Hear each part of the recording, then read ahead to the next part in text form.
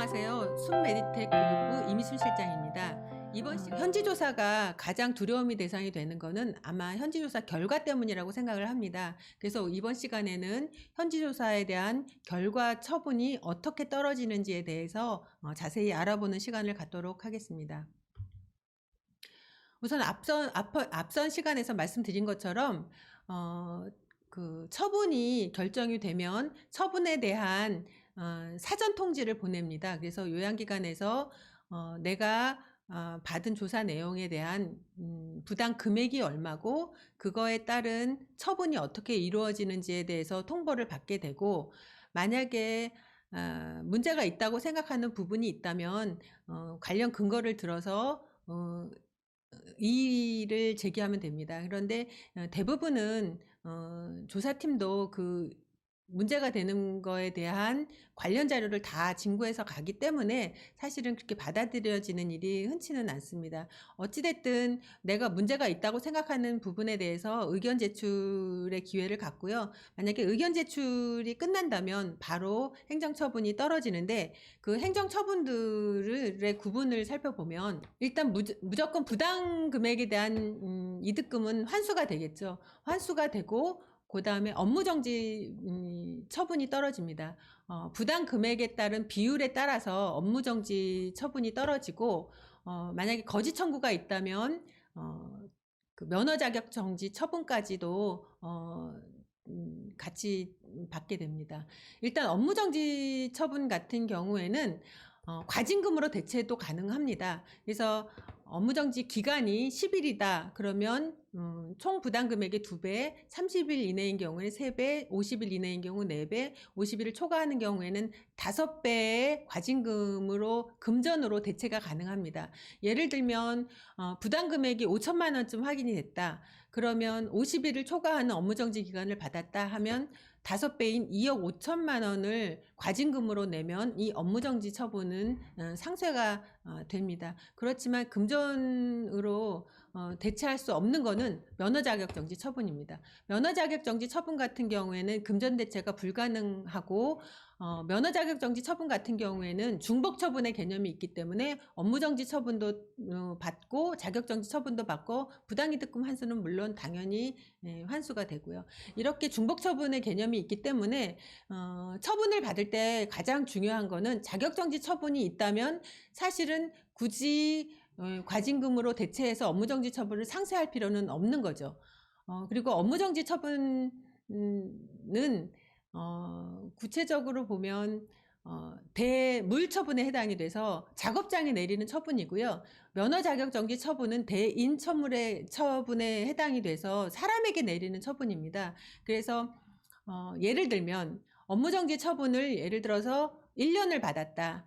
1년을 받은 경우에는 사실은 임대료도 내야 되고 뭐 직원들 월급도 줘야 되고 하기 때문에 1년 동안 업무를 안 하면서 요양기관을 유지할 수가 없기 때문에, 예를 들어서 그냥 문을 닫고 잠시 쉬어야 되겠다 하면 다른 사람에게 이 병원을 인수하는 경우가 있습니다. 그런데 이 말씀드린 것처럼 업무정지 처분이라는 것은 대물처분에 해당되기 때문에, 장소에 내리는 처분이기 때문에, 내가 만약에 나는 피할 수 있을지라도 A라는 사람이 B한테 양도양수를 한 경우에 이 B에게 이 업무정지 처분의 승계가 이루어집니다. 그렇기 때문에 내가 어떤 요양기관을 인수할 때 이 병원에 환자가 많아서 잘 될지 안 될지도 판단을 해야 하지만 업무정지 처분을 혹시 받은 기관이 아닐까라는 것도 한번 살펴볼 필요가 있습니다.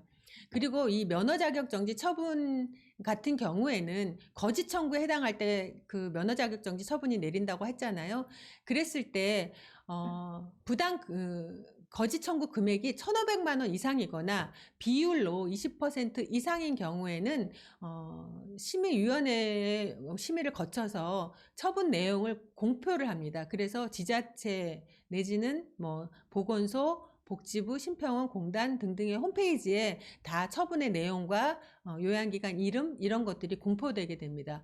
그것뿐만이 아니라 앞서 말한 것처럼 어떤 형법 처벌도 받게 되는데, 거주 청구 금액이 750만 원 이상이거나 비율이 10% 이상인 경우에는 형사 고발 조치가 되기 때문에 경찰 조사도 받아야 됩니다. 그래서 이 면허 자격 정지 처분에 해당이 되면 업무 정지 처분도 받고 부당이득금 환수뿐만이 아니라 비율에 따라서 공포도 되고 형사 고발도 될 수 있다라는 거. 그래서 2중, 3중, 4중, 5중까지도 처분을 받을 수 있다라는 거를 염두에 두셔야 합니다.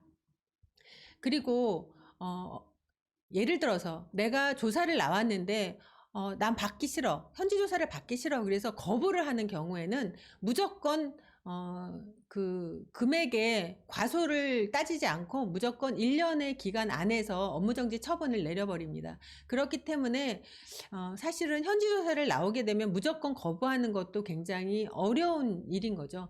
그래서 받을 수밖에는 없는데, 정말 내가 거짓 청구 자격정지 처분이 많이 나올 만큼 금액이 클 거라고 예상이 되면 차라리 거부하는 것도 나쁜 방법은 아닌 것 같긴 해요. 왜냐하면 사실은 업무정지 처분 같은 경우에는 내가 요양기관은 문을 닫고 그냥 내 병원을 그냥 폐업하고 다른 병원에 가서 사실은 페이닥터나 이런 것들은 할 수는 있죠. 왜냐하면 내 자격은 아직 살아있으니까. 그렇지만 자격정지 처분을 받으면 면허가 취소되는 상황이기 때문에 다른 병원에 페이닥터로 갈 수도 없는 상황이거든요. 그래서 어떤 것이 더 유리한지는 처분의 내용을 보고 내가 잘못한 어떤 부당 내용을 보고 선택하는 것이 맞는 것 같습니다. 그래서 이 업무정지 처분에 대한 이 업무정지 기간을 산출하는 방법은 내가 조사 대상 기간의 모든 총 모수에서 요양급여 비용 총액에서 부당 금액이 얼마인지에 대한 비율을 따져서, 예를 들면 2%다. 2%에 해당하면서 25만 원에서 40만 원 사이다 하는 경우에는 업무정지 기간이 10일이고요. 2%인데 월평균 부당 금액이 40만 원에서 80만 원이다. 이런 경우에는 업무정지 기간이 20일이 되게 되어 있습니다. 그래서 이렇게 만나는 구간을 업무정지 기간으로 삼고 있기 때문에 이런 비율도 계산을 하고 이 처분의 내용들을 잘 살펴보고 내가 업무정지 처분을 받을 때 금전으로 대체하는 과징금 대체를 할 것인지 아니면 업무정지를 그냥 받을 것인지에 대한 판단을 하시는 것이 굉장히 중요하다고 생각합니다. 처분은 굉장히 복잡한 메커니즘을 갖고 있어서 혹시라도 이런 처분의 과정에 있거나 아니면 조사를 받은 기관이거나 이런 경우에는 저희 순메디텍 02-898-4470으로 연락을 주시면 친절하게 설명을 드리도록 하겠습니다.